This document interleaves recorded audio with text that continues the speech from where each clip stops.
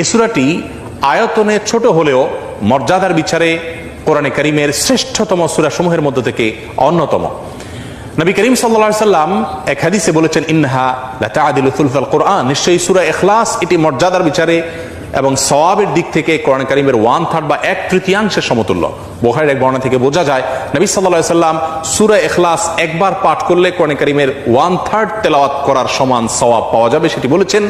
এর উপর ভিত্তি করে অনেক উলামা ইকরাম বলেছেন, 3 বার যদি কেউ কুল হুয়াল্লাহ সূরা বা সূরা ইখলাস পাঠ করে তাহলে আল্লাহ রাব্বুল আলামিন তাকে গোটা কোরআন একবার পড়ে শেষ করার সমান সওয়াব দান করবেন। অন্য আরেকটি হাদিসে বর্ণিত হয়েছে, এক ব্যক্তি সূরা ইখলাস পাঠ করেছেন, নবী সাল্লাল্লাহু আলাইহি ওয়াসাল্লাম সে শুনতে পেয়ে তিনি বলেছেন ওয়াজাবাত, অর্থাৎ তার জন্য ওয়াজিব হয়ে গেছে। সাহাবা ইকরাম জিজ্ঞাসা করেন, ইয়া রাসূলুল্লাহ কি ওয়াজিব হয়ে গেছে? তিনি বলেছেন তার জন্য জান্নাত ওয়াজিব হয়ে গেছে, জান্নাত আবশ্যক হয়ে গেছে। অন্য একটি বর্ণনায় তিনি বলেছেন, যদি কেউ 10 বার সূরা ইখলাস বা কুল হুয়াল্লাহ সূরা পাঠ করে আল্লাহ রাব্বুল আলামিন তার জন্য জান্নাতে একটি প্রাসাদ নির্মাণ করবেন।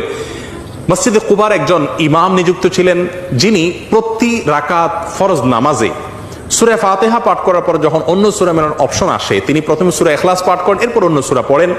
সাহাবা ইকরাম এবং সেই মসজিদের মুসল্লিরা নবী সাল্লাল্লাহু আলাইহি ওয়াসাল্লামের বিষয়টি উত্থাপন করলেন এবং তারা জানতে চাইলেন কেন তিনি এমনটি করেন।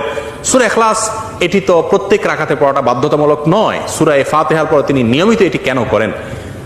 সেই ইমামকে ডেকে নবী সাল্লাল্লাহু আলাইহি ওয়াসাল্লাম জিজ্ঞাসা করলেন এর কারণ সম্পর্কে। তখন তিনি বলেন, ইয়া রাসূলুল্লাহ, আমি সূরাটাকে